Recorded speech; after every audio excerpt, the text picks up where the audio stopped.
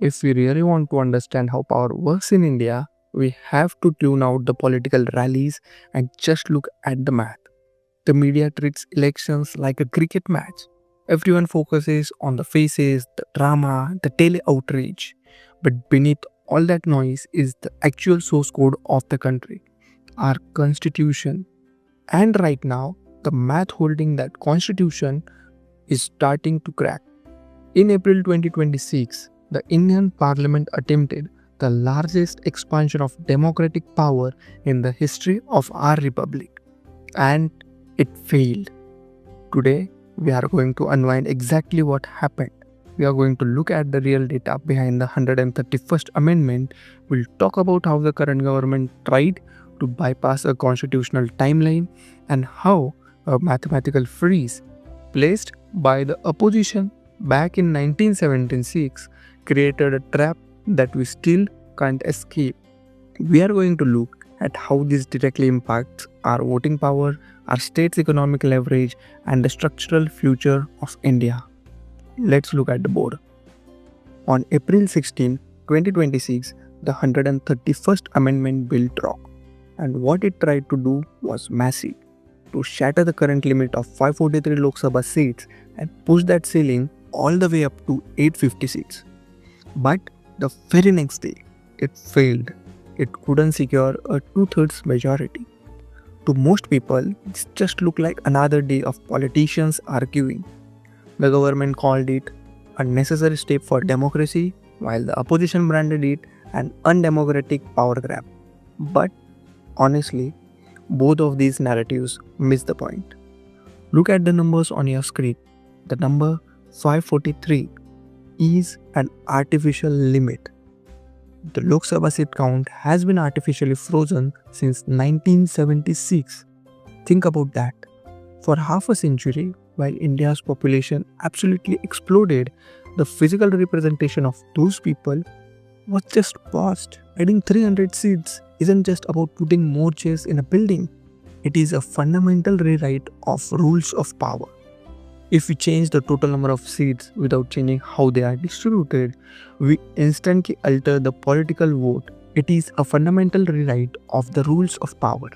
If we change the total number of seats without changing how they are distributed, we instantly alter the political weight of every single citizen in the country. And that is where the collision happened. To really get why this happened now, we have to strip away the politics and just look at the incentives. And let's be totally fair here. The current government actually deserves a lot of credit for trying to break a 50-year democratic paralysis. Pushing through the women's reservation bill and having the political guts to finally update the frozen map are massive achievements. But here is the catch. Legally, those new women seats can't be allocated until a fresh delimitation is done, which is tied to the first census published after 2026. And this is where the government overplays its hand. Instead of waiting for accurate modern census data, they tried to bypass the timeline and use the outdated 2011 census.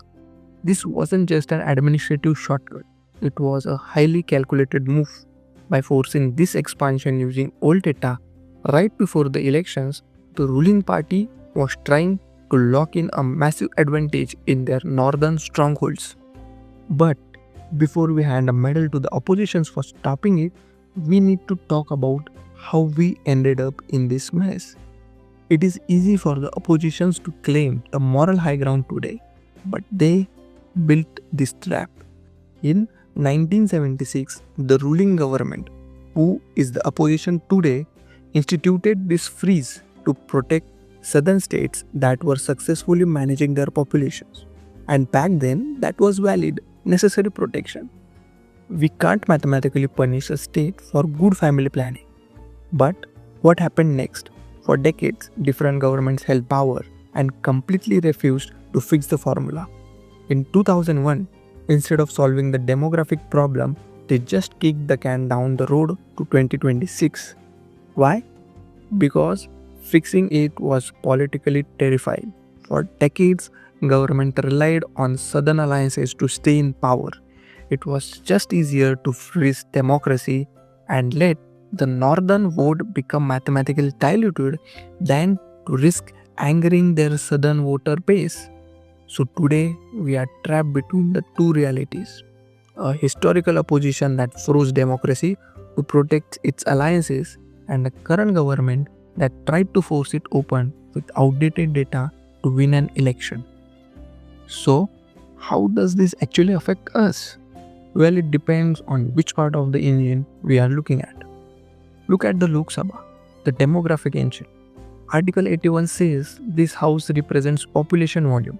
If we unfreeze the seats and allocate them fairly based on today's demographics, there is a massive positive implication for people in the north and east: actual voting equality. Right now, if we live in a dense state like UP, our vote is mathematically worth a fraction of a vote in a smaller state. Expanding the Lok Sabha fixes that. It brings back true democratic parity. But then look at the Rajya Sabha, the federal counterweight. Article 80 guarantees the representation of state sovereignty. If absolute power shifts dramatically toward the north and east in the Lok Sabha, the southern states face a severe negative impact. The states that drive a massive percentage of India's GDP and tech output risk losing their leverage at the center. Their tax revenues could be redirected by a northern majority, and their regional voices could just be drowned out. Delimitation is not a battle of good versus evil. It is a genuine engineering problem. How do we optimize our demographic equality without destroying federal balance? And in the 131st Amendment, that engineering problem showed up as a fatal flaw in Article 108. And that brings us to the most critical data point of this entire crisis. The one detail the mainstream media completely missed. The Lok Sabha was going to jump to 816 seats, but the constitution permanently caps the Rajya Sabha at 250 seats. Just look at the ratio shift on your screen. Historically, the balance of power between the lower and upper house has sat at roughly 2.2:1. The new bill would have violently shifted that ratio to 3.3:1. Why does that matter to a common citizen? Because of Article 108, the joint sitting. Under our constitution, if two houses deadlock on a bill, the president can call a joint sitting where both houses vote together in one room. In this scenario, the Rajya Sabha acts as the emergency brake, stopping a populist government from ramming through reckless laws. Currently, the Rajya Sabha holds about 31.5% of the total voting weight in a joint sitting.